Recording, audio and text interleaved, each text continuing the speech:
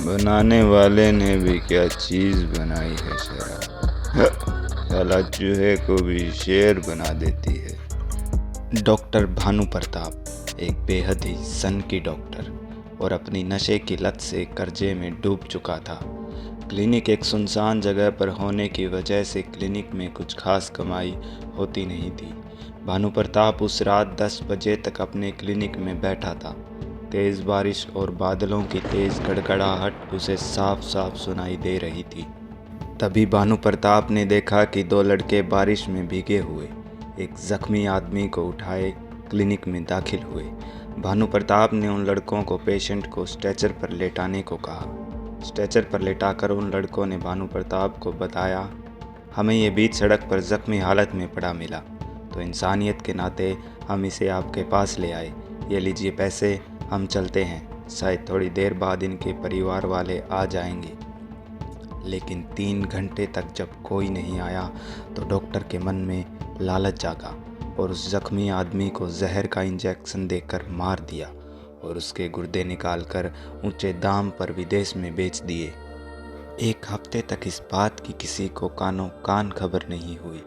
भानु प्रताप अब मालामाल हो चुका था, इसीलिए नशे में धुत देर रात क्लिनिक में बैठा भानु प्रताप अपने आप से ही बातें किए जा रहा था। बनाने वाले ने भी क्या चीज़ बनाई है शराब। साला चूहे को भी शेर बना देती है। तभी क्लिनिक में एक औरत आई। उसके मैले कुचले कपड़े देखकर डॉक्टर को वो औरत गरीब मालूम पड़ी, इसीलिए उसने उस औरत से कहा, क्लिनिक बंद हो चुका है, आप कहीं और जाइए। उस औरत ने आगे बढ़ते हुए कहा, साहब, 1 हफ्ते पहले मेरे पति का सड़क पर एक्सीडेंट हुआ था, मुझे पता लगा उसे कोई यहाँ लेकर आया था। इतना कहते के साथ ही भानु प्रताप का सारा नशा एक पल में उतर गया। भानु प्रताप ने हकलाती आवाज़ में उससे पूछा, तुम्हें 1 हफ्ते बाद होश आया है? तो उस औरत ने उससे कहा, साहब, मेरा पति शराबी है, 2-3 दिन तक घर नहीं आता, वो मुझे मारता है, पीटता है, इसलिए मैंने सोचा। और बस इतना कहकर वो औरत रोने लगी। भानु प्रताप उस औरत की तरफ बढ़ा और उसके मुंह पर हाथ रखकर उसका गला चाकू से चीर दिया।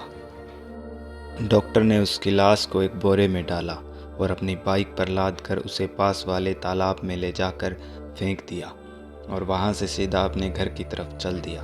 घर पहुंचकर वो सीधा सोने चला गया, लेकिन उसने सोने से पहले फ़ोन चार्जिंग पर लगाया और फ़ोन चार्जिंग पर लगाते के साथ ही बिजली चली गई, लेकिन फ़ोन में अब भी फ़ोन चार्जिंग दिखा रहा था।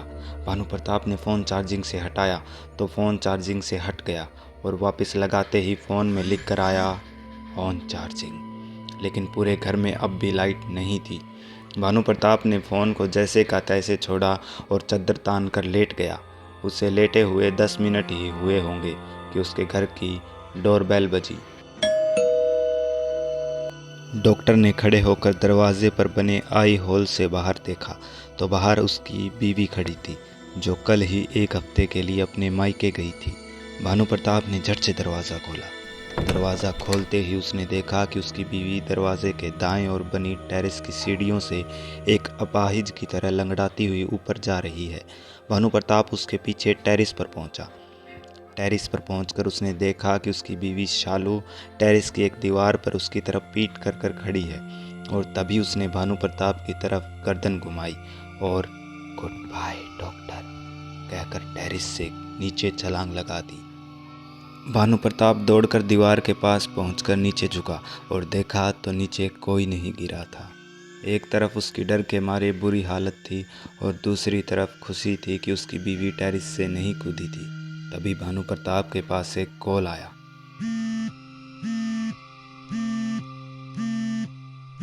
उसने फ़ोन जेब से निकाला तो फ़ोन पर लिखा आ रहा था, शालू इज़ कॉलिंग यू। डॉक्टर ने झट से फ़ोन उठाया, लेकिन सामने से शालू की आवाज़ की बजाय शालू के छोटे भाई की आवाज़ आई। जीजू जीजू, शालू दीदी छत से कूद गई, दीदी अस्पताल में भर्ती है, आप जल्दी आइए। यह सब सुनकर भानु प्रताप के पैरों नीचे ज़मीन खिसक चुकी थी। भानु प्रताप दौड़कर नीचे आया, अपनी बाइक स्टार्ट की और तेज़ रफ्तार से चल दिया शालू के पास। लेकिन भानु प्रताप वहां तक पहुंचता तब तक शालू अपना दम तोड़ चुकी थी। कुछ ही पलों में डॉक्टर भानु प्रताप की पूरी ज़िंदगी बदल चुकी थी। डॉक्टर की बीवी को मरे 2 दिन हो चुके थे। डॉक्टर भानु प्रताप शराब पीकर घर में ही पड़ा रहता था। लेकिन तीसरे दिन रात के 12 बजे जब भानु प्रताप अपने बेड पर अनसुलझी हालत में सोया हुआ था तो एक आवाज़ ने उसे उठाया। उसने उठकर देखा तो उसका टीवी ऑन था। टीवी को ऑन देखकर डॉक्टर को हैरानी हुई, क्योंकि भानु प्रताप को तो टीवी ऑन किए हुए अरसा बीत चुका था। भानु प्रताप कुछ भी सोचने समझने की हालत में नहीं था। तभी एक अजीब की आवाज़ के साथ टीवी बंद हुआ और उसमें से डॉक्टर को दिखाई दिया उसी औरत का चेहरा जिसे भानु प्रताप ने अपने क्लिनिक में मारा था। भानु प्रताप ने झट से बेड की साइड में रखे टेबल से लैंप उठाया और अपनी पूरी ताकत लगाकर दे मारा टीवी स्क्रीन पर। टीवी टूट गया। डॉक्टर ने राहत की सांसें ली कि तभी उसे गाल पर थप्पड़ लगने की आवाज़ बार बार सुनाई देने लगी। उसने ध्यान लगाकर सुना तो उसे पता लगा कि वो आवाज़ उसके घर के बाहर से आ रही है। भानु प्रताप अपनी तेज़ दिल की धड़कनों को एक लंबी सांस के साथ शांत करते हुए दरवाजे पर पहुंचा। आई होल से उसने बाहर देखा तो बाहर का नज़ारा देखकर उसके होश उड़ गए। भानु प्रताप ने देखा कि वही आदमी जिसे उसने इंजेक्शन देकर मारा था उसी औरत को पीट रहा है जिसे भानु प्रताप ने चाकू से गर्दन चीर कर मारा था। वो औरत हंसते हुए थप्पड़ खाती हुई मानो भानु प्रताप को ही देख रही थी।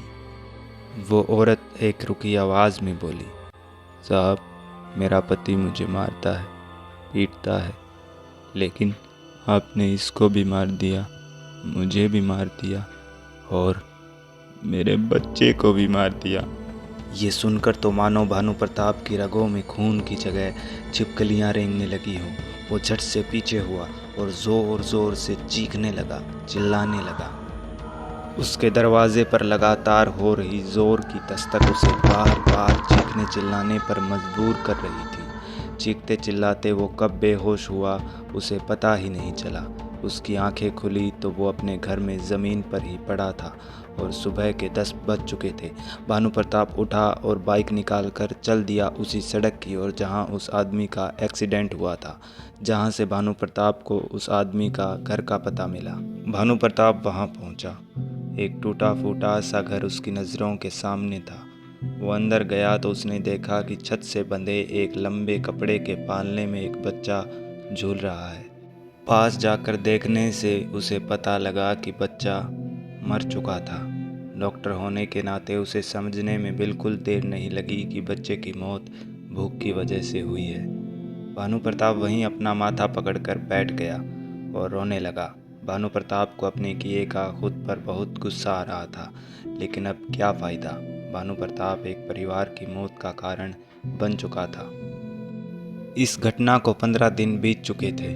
वो औरत और वो आदमी उसे हर जगह दिखाई देते हैं, उसे चैन से एक सांस तक नहीं लेने देते। आज भानु प्रताप अपने क्लिनिक में बैठा एक कागज़ पर लिख रहा है, मैं डॉक्टर भानु प्रताप 3 मौत का जिम्मेदार हूँ। इस बोझ तले मैं जी नहीं सकता और न ही उन लोगों की रूह मुझे जीने देगी, इसलिए मैं अपनी जान देने जा रहा हूँ। आज भानु प्रताप को खुदकुशी किए 3 साल हो चुके हैं। अब क्लिनिक डॉक्टर सुधीर चलाता है। आज तेज़ बारिश की वजह से सुधीर घर नहीं जा पा रहा। रात के 10 बजे वो अपने डेस्क पर बैठा बारिश रुकने का इंतज़ार कर रहा है। तभी उसने देखा 2 लड़के एक ज़ख्मी आदमी को उठाए क्लिनिक के अंदर आ रहे हैं।